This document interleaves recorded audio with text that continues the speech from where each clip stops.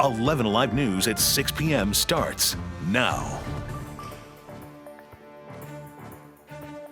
A day of terror at a Barrow County high school, and at this hour we are still learning more about this tragic sequence of events. So here's what we know right now. The first calls came in around 9:30 this morning to Apalachee High School outside of the city of Winder.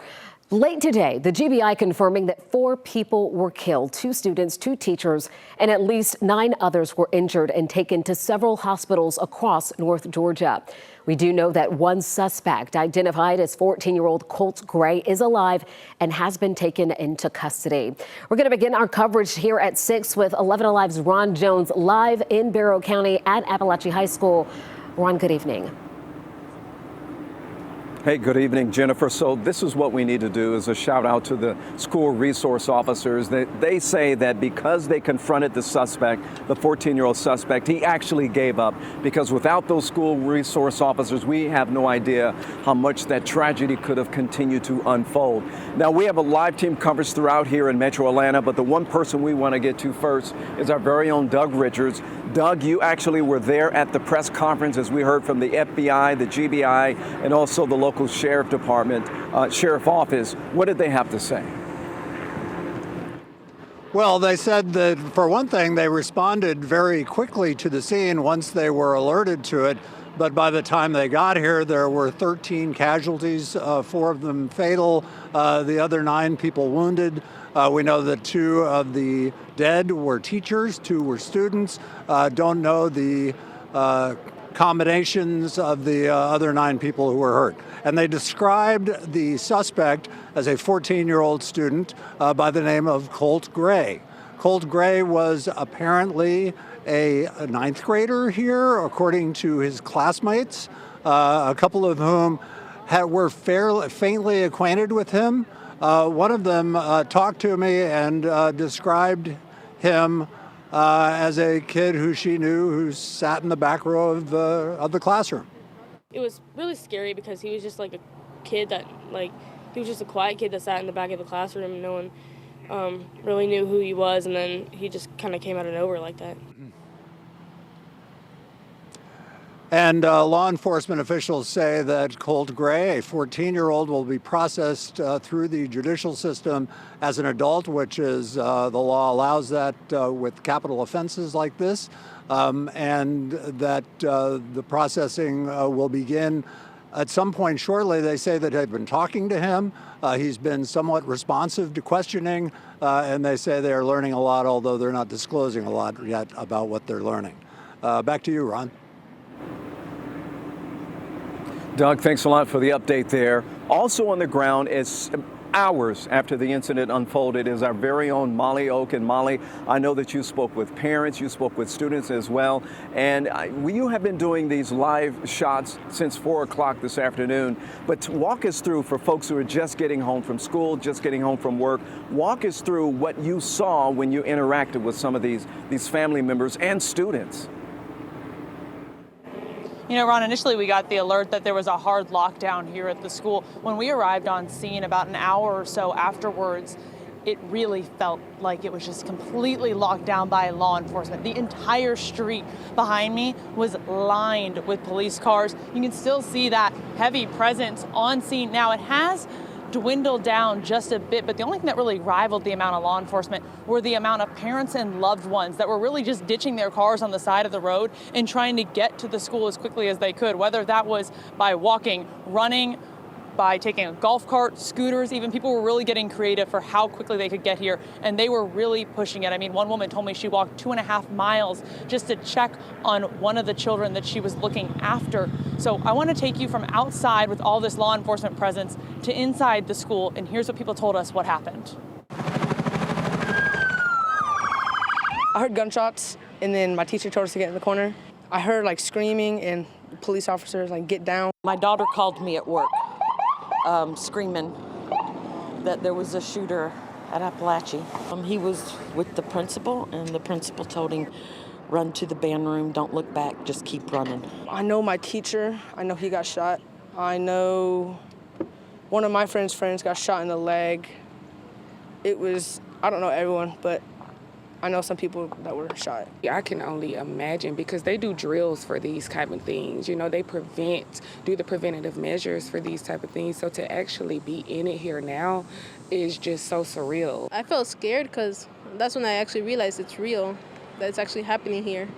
I never thought it would happen in the school. Really crazy. You just never know what's going to happen. What was going through your head when all that happened? I thought I was going to die, and I was going to go to the bathroom right before it happened, and I'm so glad I didn't because I would probably be dead right now if I did.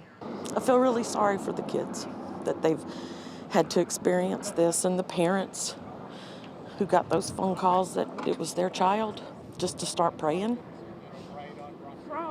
for all the kids. Now, Barrow County School District telling us that schools will be closed this week. They're also offering their support to students and staff, telling us that at the central office there will be grief counselors tomorrow from 8 o'clock in the morning until 4 o'clock in the afternoon. Guys. Okay, Molly, thanks a lot. I'm so sorry to hear those young eyes, those young ears had to hear and experience all of that. Let's talk about the victims. 9 people taken to various hospitals. That's where we're going to find 11 Alive's Erica Murphy. She's live at Grady Hospital in Atlanta. Erica, what can you tell us? Ron, we're here in front of Grady Memorial Hospital where we have been all day. We know that one of the victims from the Appalachia High School shooting was brought here and is being treated as we speak. And we know that that victim was brought here by Medevac earlier today. Now, hospital officials are not sharing any details about this victim they are treating at this time. So we don't know if it's a staff member or a student. I've seen 2 more Medevac helicopters land here, but haven't been able to confirm with hospital officials if those flights were carrying victims from the high school. There were also some GBI agents outside earlier who pulled up across the street from where I'm standing. I was able to confirm with one of them that they were here to find out more about the victim that's being treated here. I also did have the chance to speak off camera with the hospital's VP of Medical Affairs. He shared with me that he didn't know anything about the victims that were brought here, but he did say that Grady is equipped to handle any number of level 1 trauma patients that come through these doors. Back to you, Ron. Okay, thanks a lot, Erica. We know that some of the patients were also taken to Northeast Georgia Medical Center, and that's where we find 11 Alive Zach Merchant with more on that. Zach? Well, Ron, 3 of the 9 people who were injured today are currently being treated within the Northeast Georgia Health System. 2 of them are right here at the Northeast Georgia Medical Center in Winder. A third is at the hospital system's location in Gainesville. That's a level 1 trauma center. Importantly, a hospital spokesperson says all 3 of the victims being treated within the health system suffered what he called non-life-threatening injuries. He did not, when we spoke to him last, have the identities or the ages of those victims, but again says they were non-life-threatening injuries. Now, 2 young men who work just across the street from the Northeast Georgia Medical Center's Winder campus here, they have been paying close attention to what happened today and worrying as they consider that some of the people hurt today they may know. Christian Kinna and Ashton Hopkins watched this morning as first responders were rushing to respond to the shooting at Appalachia High School. And Kinna and Hopkins, they both themselves just graduated from nearby Winder Barrow High School, and they say they know a lot of people at Appalachia. It hurts to see people who are possibly down the same path as I am coming to a fate quicker and not getting the opportunity to shine as if a shooting star just got shot down. Like, it's really just sad to me because I know for a fact that they could be someone great and we would have never known. Kinna says his younger sister, she's still a high schooler. She's still at Winder Barrow High School, and she was in a lockdown there. Authorities say it was just a precaution. There was no active threat there, but you can only imagine the terror that she felt, and certainly all of those at Appalachia High School. We're live in Winder. Zach Merchant, 11 Alive News. All right, Zach, thanks a lot. By the way, we're going to have our entire team here throughout the evening, and of course, we're going to bring you more on 11 Alive at 11 o'clock. Jennifer, back to you. Ron, thank you so much. Our 11 Alive Investigates team recently reported the Georgia Peace Officer Standards and Training Council passed a plan to double the number of hours required for training officers. The plan also put a greater emphasis on active shooter training, mandating 16 hours in that area. New tonight at 6, Savannah Levins joining us, digging into what kind of training school resource officers in Barrow County have recently undergone. And Savannah, we know that this is critical because we heard the GBI talk about the role resource officers played in engaging that suspect. Yeah, I mean, they're first on the scene, right? They're the first ones there. And we checked Georgia Post training records. Post, as you mentioned, is the Peace Officer Standards and Training Council. It's a state agency that oversees training for all officers in Georgia. So we searched the training records for the 2 school resource officers listed as assigned to Apalachee High School and the Barrow County SRO unit commander and the countywide supervisor. Here is what we found. So all 4 of them recently attended an active shooter response training in July. That happened at Sims Academy, and in active shooter training in March. That one was held at Russell Middle School. So you can tell these are happening on school campuses. The Barrow SRO unit commander has completed 7 school shooting related trainings since 2023, including one at Apalachee High School that happened in July of last year. Now, the countywide supervisor also attended that same training, which was held at both Apalachee High and Winder Barrow High School. So, you can tell from looking at these post records that these trainings have really been up to date. And I can tell you that they've really ramped up in the past couple of years. I mean, prior to 2023, active shooter trainings for those SROs, really not only in Barrow County, but all over the state, were a lot more sporadic. So from this information, we can kind of glean that this certainly must have been top of mind, this training for the SROs who were probably the first to respond there on the scene today. Yeah, and we're certainly glad for the actions that they took today. Savannah, thank you so much. Changes coming in our weather as we see clouds that'll be building in. Cool air sticks around. Eventually, though, the rain will arrive. I'll have the updated timeline coming up. And our coverage of today's deadly mass shooting at Apalachee High School continues as state and national leaders offer their reactions to the tragedy.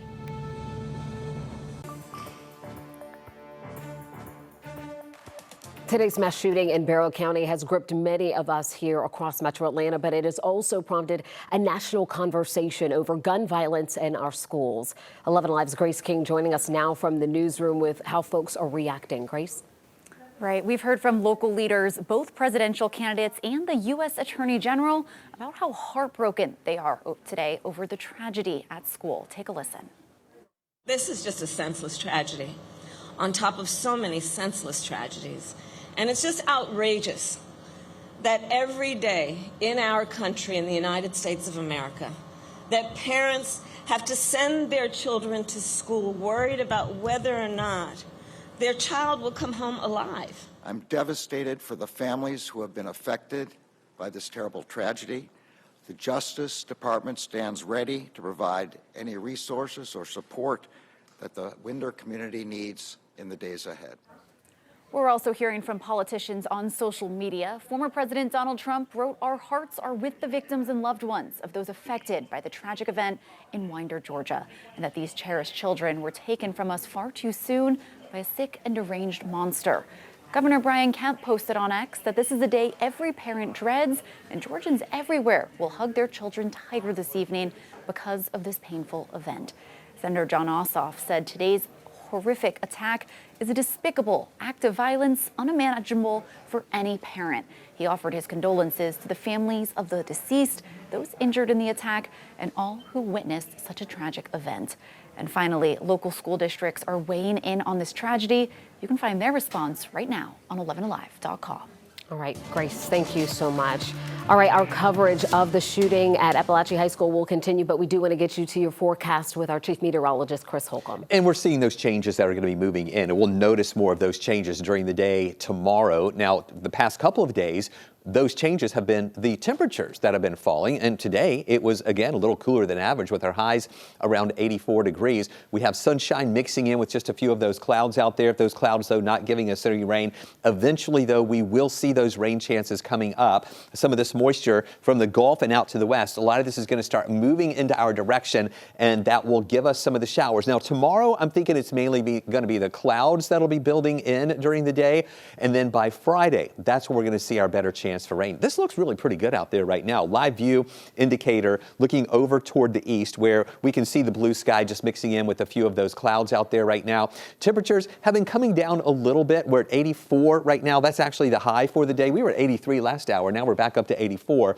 We've got 84 also in Peachtree City and Thomaston. On the north side, it is a little cooler. Duluth 79, Canton 78, and then we also have 78 in the Gainesville area. And through the day tomorrow, the thing you're going to notice different from today is that between 1 and 9 o'clock tomorrow, we're going to have a few more clouds that are going to be building in. It's going to be blocking out more of the sunshine. I really don't think you'll need an umbrella tomorrow. We've got the humidity building, though, a little bit, but just a low rain chance at only about 20% during the afternoon hours. I really think most of us will stay dry, but as you can see, more clouds building in, starting off at 69 in the morning, then getting up to 80 in the afternoon, which will be a few degrees cooler than we had today. And then once we get into Friday, even cooler. That's the day we're talking about mid-70s for highs at 76 degrees. But with that cooler air, we're also going to be noticing those rain showers that'll be with us. That's going to clear out early on Saturday. We're back to the 80s for the weekend, but even though that's warmer, it's still going to be a little bit below where we should be for this time of year. Here's a look at the rain chances. Really low rain chances tomorrow at 20%, 60% Friday, and then the rain chance for Saturday looks like it's going to be mainly the morning hours on Saturday. At the back edge of that rain moves on through. The rest of the day, Saturday and Sunday, will be fine. Tomorrow, mainly the clouds, that easterly flow, and then watch as we go into Friday. You can see this moisture that's going to be building down to the south of us, just spreading into our area. I really think the heavier rain will be on the south side, less rain amounts on the north side. Here in Atlanta, we'll be kind of in the middle, maybe close to an inch in some spots. There you see us clearing out for the weekend, and temperatures back up to the mid-80s for Monday, Tuesday, and Wednesday. Still with comfortable mornings, though, in the lower 60s. All right, Chris, thank you so much. When we return, we will hear from a medical expert on caring for your mental health and your families following a traumatic story like today's.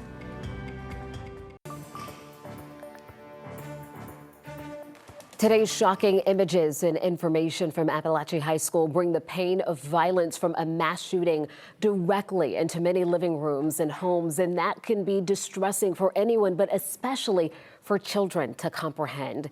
Today, we spoke with Dr. David Purcell with Georgia Psychiatric Consultants. He says events like today's can impact people watching it unfold, even if they weren't there on the scene. You know, even though the kids experienced the traumatic event, just hearing about a traumatic event, especially if it's someone that you know that has been involved in that actually can lead to a lot of that anxiety and potentially even PTSD just from hearing about it and knowing, hearing about it happening to someone that you're close to or someone that you love. And so the parents need to watch for these same things in themselves. Are they not sleeping as well? Are they having an increase in anxiety, an increase in fear? Dr. Purcell adds that if parents don't have the financial means, he recommends utilizing the Georgia Crisis and Access Line. That number is on your screen. It's 1-800-715-4225, and the call center is available 24 hours a day. We'll be right back. We want to send you back one last time to Barrow County and 11 Alive's Ron Jones as he recaps our coverage for you tonight.